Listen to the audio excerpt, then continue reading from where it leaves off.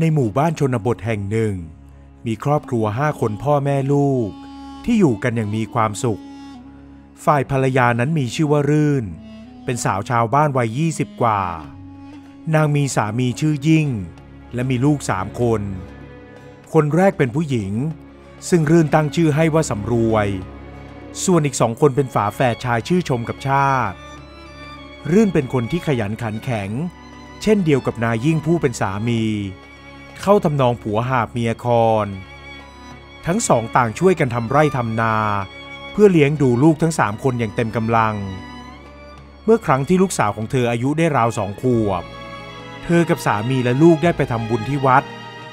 มีชายชราผมขาวท่าทางใจดีคนหนึ่งเข้ามาทักทายพูดคุยด้วยและบอกเธอกับสามี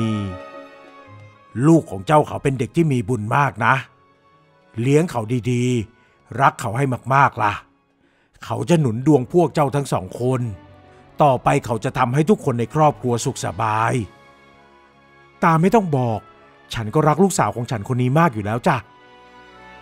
นายยิ่งผู้เป็นสามีตอบชายชราไปแบบนั้นทำให้รื่นดีใจมากที่สามีของเธอรักลูกสาวเพราะเธอกลัวว่าเขาจะเหมือนคนอื่นๆที่คิดว่าลูกคนโตควรจะเป็นผู้ชายและโดยมากก็จะรักลูกชายมากกว่าลูกสาวเพราะเชื่อกันว่าลูกชายจะทำให้พ่อแม่ได้ขึ้นสวรรค์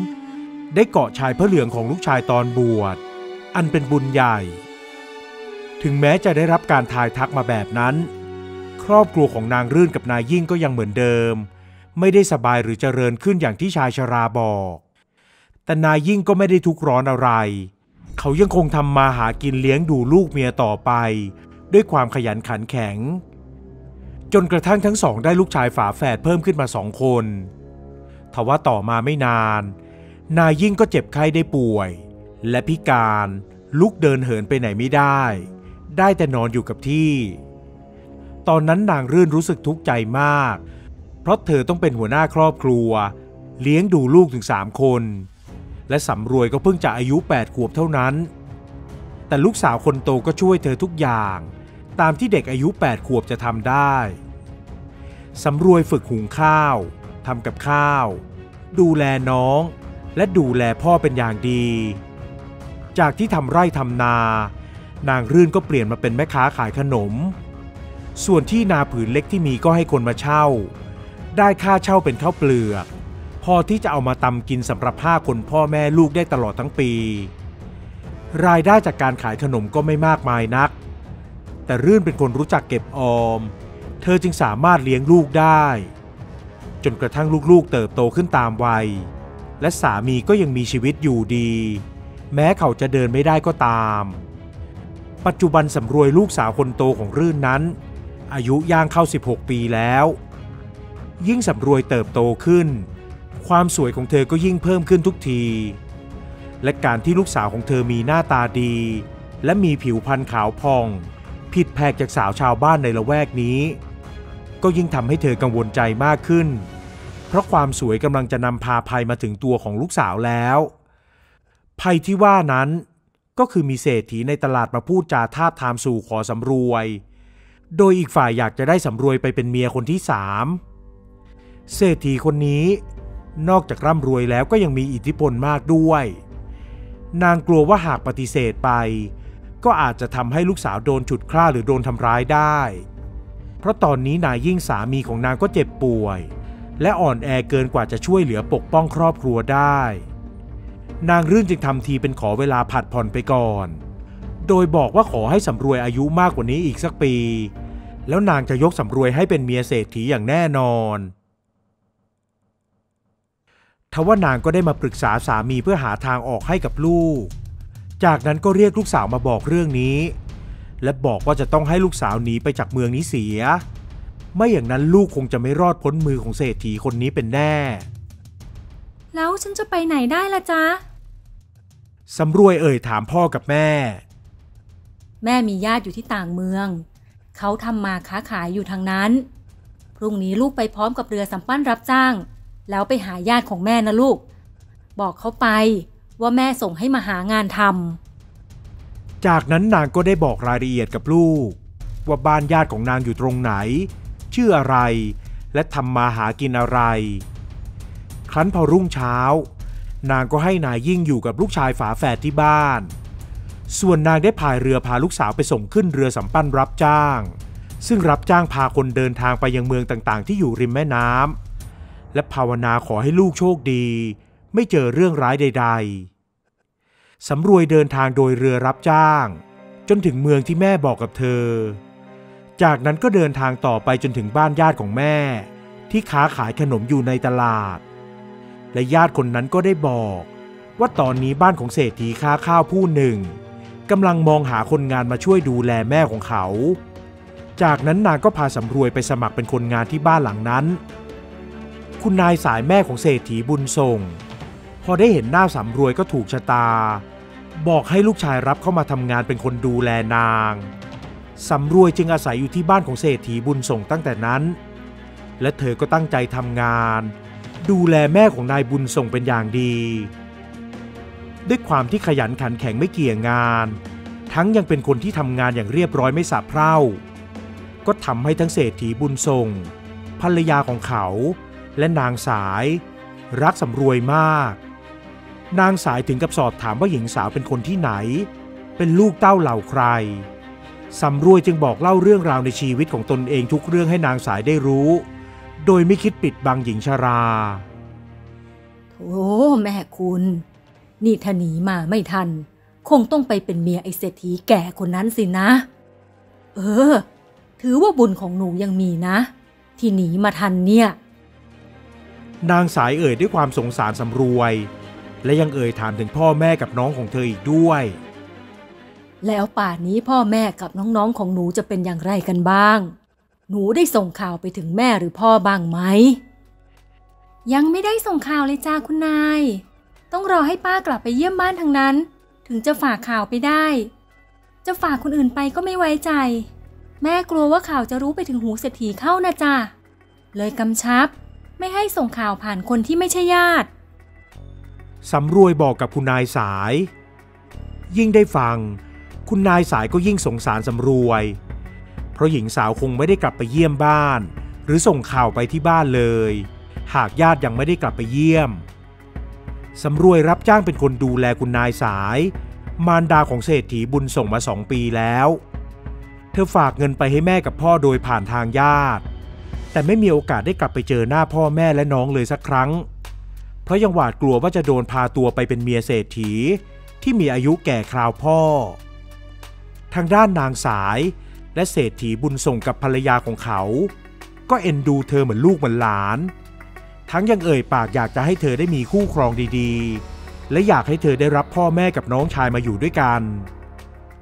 หนูก็มารับใช้ฉันนานแล้วเงินทองค่าจ้างที่ฉันให้ก็ไม่เห็นจะใช้จ่ายอะไรนอกจากจะเก็บออมเอาไว้ส่งให้กับพ่อแม่อย่างเดียวเลยเอาอย่างนี้ไหมฉันจะให้คนไปพาพ่อแม่กับน้องของหนูมาอยู่อาศัยด้วยกันเสียที่นี่เลยขอบพระคุณคุณนายเจ้าค่ะสำรวยดีใจมากที่คุณนายสายปราณีเธอมากถึงเพียงนี้หญิงสาวเฝ้ารอข่าวดีว่าพ่อแม่กับน้องจะเดินทางมากับคนของคุณนายสาย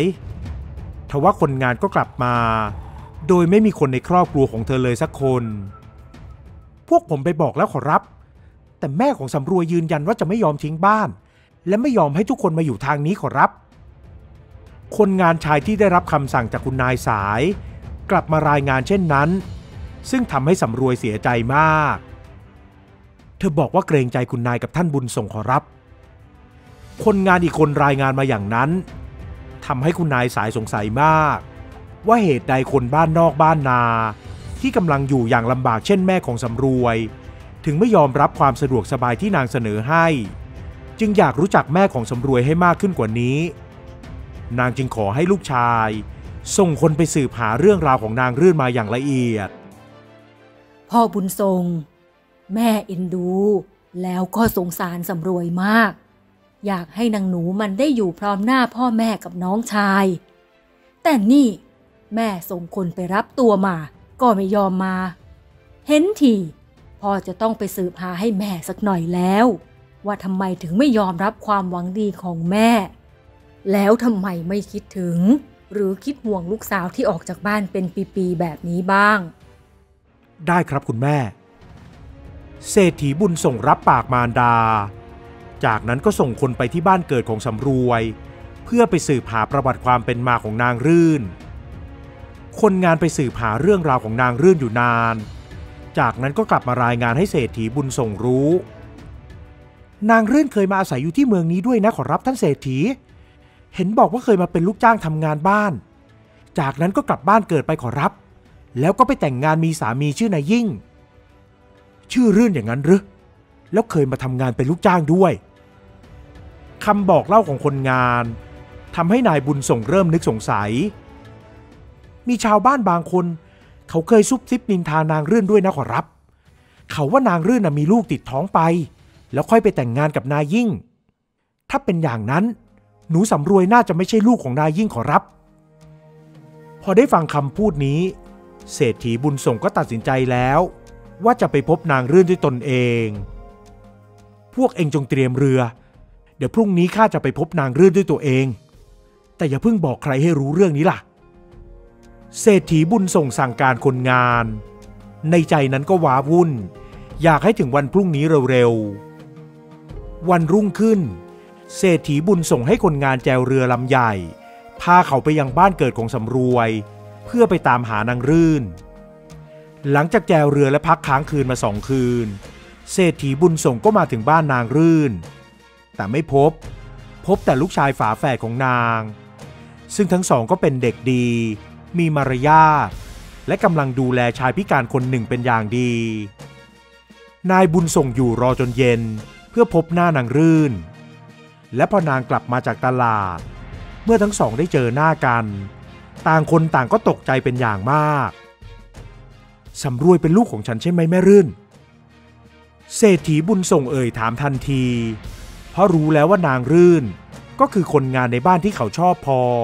และแอบมีสัมพันธ์ลับกับนางแต่นางกลับหนีออกจากบ้านของเขาไปเขาเพิ่งจะรู้เดี๋ยวนี้เองว่านางมีลูกติดท้องมาด้วยและได้มาแต่งงานใหม่กับชายพิการคนนี้สำรวยเป็นลูกของฉันกับแม่รื่นนายยิ่งพูดแย้งออกมาทันทีเมื่อเศรษฐีบุญส่งได้ยินอย่างนั้นก็หันไปยกมือไหว้นายยิ่งแล้วพูดขึ้นฉันขอบใจพ่อยิ่งมากนะที่ไม่นึกรังเกียจลูกสาวของฉันทั้งยังเลี้ยงดูมาอย่างดีจนสำรวยเป็นคนที่มีมารยาทงามจิตใจงามฉันไม่รู้จะขอบใจพ่อยังไงแล้วเมื่อนายบุญส่งพูดมาอย่างนี้ทั้งรื่นและนายยิ่งก็ไม่รู้จะปฏิเสธความจริงได้อย่างไรสุดท้ายก็ยอมรับว่าสำรวยคือลูกสาวของนางรื่นกับนายบุญส่งนั่นเองที่ฉันมานี่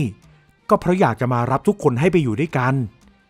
หากลำบากใจที่จะไปอยู่ที่เรือนของฉันกับครอบครัวและแม่ฉันก็จะให้ทุกคนได้ทำมาหากินที่ตลาดจะได้อยู่อย่างสบายใจและสำรวยเองก็จะได้ไม่ต้องเป็นห่วงพ่อแม่กับน้องๆอีกฉันกับแม่รู้สึกถูกชะตาสำรวยตั้งแต่แรกเจอไม่คิดว่าแท้จริงแล้วก็คือเลือดเนื้อเชื้อไขของฉันนี่เองถ้าแม่รื่นกับพ่อยิ่งรักสำรวยก็ไปกับฉันเถอะนะนายบุญส่งเอ่ยหวานล้อมให้ทั้งสองเห็นแก่ความสุขของลูกและขอให้นางรื่นลืมความเจ็บช้ำน้ำใจในอดีตเสียเขาจะชดเชยให้นางกับครอบครัวอย่างดีที่สุด